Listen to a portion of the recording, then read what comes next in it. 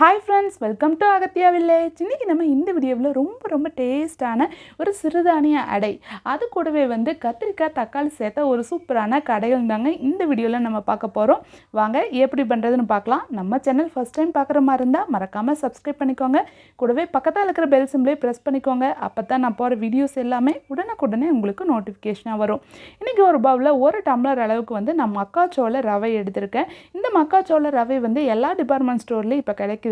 இப்போ 1 டம்ளர் அளவுக்கு எடுத்துட்டேன். அதில் 1/2 டம்ளர் அளவுக்கு தயிர், 1/2 டம்ளர் அளவுக்கு தண்ணி, இந்த அடைக்கு தேவையான அளவுக்கு 1 டீஸ்பூன் அளவுக்கு உப்பு சேர்த்துக்கலாம். நீங்கள் பவுலில் மெஷர் பண்ணிங்கன்னா 1 பவுல் அளவுக்கு மக்காச்சோள ரவை சேர்த்துக்குங்க. 1/2 கப் அளவுக்கு தயிர் கூட சேர்த்துட்டிங்கன்னா கரெக்டாக இருக்கும். இப்போ நல்லா கலந்து விட்டுடலாம். கலந்து விட்டுட்டு மினிமமாக ஒரு 1 ஹவர் நல்லா ஊறணும். இப்போ தட்டம் போட்டு மூடிடலாம். இது ஊறட்டும். இதுக்குள்ளே நம்ம இந்த கடையில் ரெடி பண்ணிடலாங்க. ஒரு பேனில் 1 டீஸ்பூன் அளவுக்கு எண்ணெய் சேர்த்துக்கலாம். எண்ணெய் நல்லா சூடானதுக்கப்புறமா 1 டீஸ்பூன் அளவுக்கு சோம்பு பொரிஞ்சதையுமே ஒரு 10 போல் சின்ன வெங்காயம் இது கூட சேர்த்துக்கலாம். ஒரு 3 பூண்டு, காரத்துக்கு 2 பச்சை மிளகாய் இது கூட சேர்த்துக்கலாம். இப்போ இது எல்லாமே கொஞ்சம் நல்லா பொன்னிறமாக வர வரைக்கும் நல்லா வணக்கிக்கலாம்.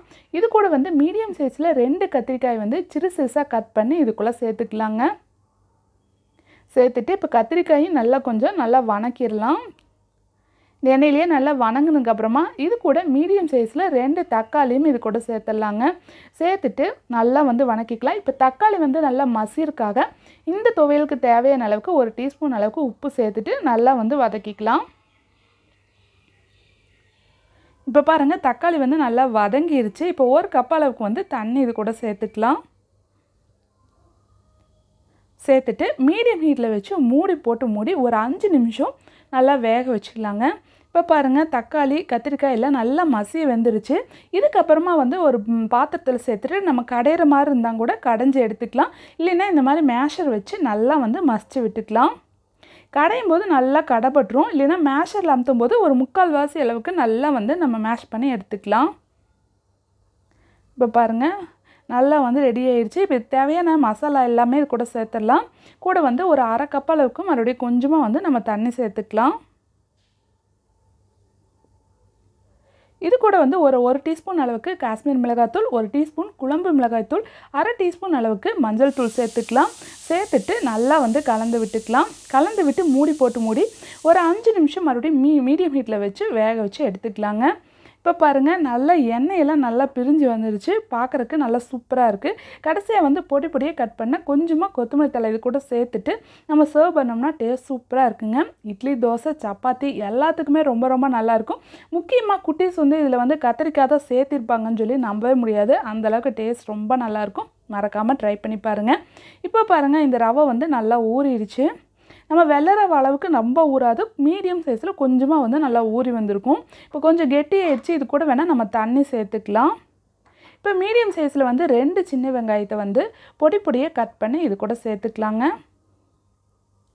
இப்போ மீடியம் சைஸில் இருக்கிற 2 வெள்ளரிக்காய், கூட 2 கேரட் தோல் சீவிட்டு காய் திருகளை நான் திருகி எடுத்துக்கிறேன். உங்கள் குட்டீஸ்க்கு பிடிக்குன்னா நீங்கள் பொடியாக கட் பண்ணி கூட இது கூட சேர்த்துக்கலாம்.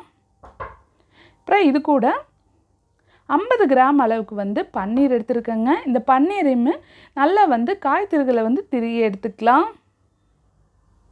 திருகி எடுத்து இது கூட சேர்த்துக்கலாம். பன்னீரெல்லாம் சேர்க்கும்போது ஒரு டேஸ்ட் பார்த்திங்கன்னா ரொம்ப சூப்பராக இருக்குங்க. சேர்த்துட்டு நல்லா கலந்து விட்டுக்கலாம். இப்போ கொஞ்சம் மாவு கொஞ்சம் கெட்டியான மாதிரி இருக்கும். நம்ம ரவை கொஞ்சம் ஊறினங்காட்டி கெட்டியான மாதிரி இருக்கும். மறுபடியும் ஒரு கப் அளவுக்கு தண்ணி இது கூட நம்ம சேர்த்துக்கலாம். இப்போ நல்லா இதை கலந்து விட்டுட்டு இப்போ இப்படியே நம்ம ஊற்றுனோம்னா நம்மளுக்கு கொஞ்சம் கூட அந்த கிரிப்பாக இருக்காதுங்க. ரவை சேர்த்துருக்கனால இது கூட ஒரு 3 டேபிள் ஸ்பூன் அளவுக்கு நம்ம அரிசி மாவு இது கூட சேர்த்துக்கலாம். இடியாப்ப மாவு இருந்துச்சுன்னா இடியாப்ப மாவும் கூட ஒரு 3 டேபிள் ஸ்பூன் அளவுக்கு இது கூட சேர்த்துக்கோங்க. சேர்த்துட்டு இது காரத்துக்கு நம்ம மிளகாத்தூள் சேர்க்குறதில்ல.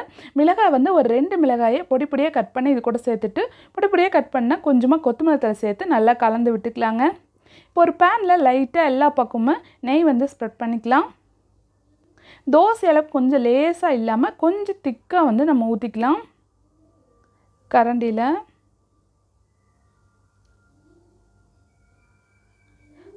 இந்த அளவுக்கு கொஞ்சம் திக்காக ஊற்றிட்டு ஒரு டீஸ்பூன் அளவுக்கு வந்து நெய் சுற்றி விட்டு மூடி போட்டு மூடி ஒரு 5 நிமிஷம் மட்டும் மீடியம் ஹீட்டில் வந்து மூடி போட்டு மூடி வேக வச்சு எடுத்துக்கலாங்க. பாருங்கள், ஒன் சைடு வந்து சீக்கிரமாக வெந்துருச்சு. இன்னொரு சைடு திருப்பி போட்டு மூடி போட்டு மூடி மறுபடியும் ஒரு 5 நிமிஷம் நம்ம வேக வச்சு எடுத்துக்கலாம்.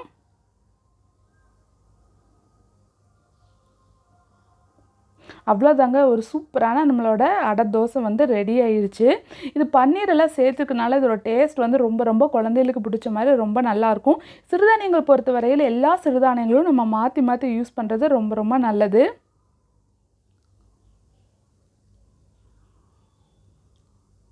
கரிஞ்சிடாமல் மீடியம் ஹீட்டில் வச்சு எடுத்தால் போதும். அவ்வளோதாங்க, சூப்பரான நம்மளோட சோள அடை தோசை வந்து ரெடி ஆயிடுச்சு.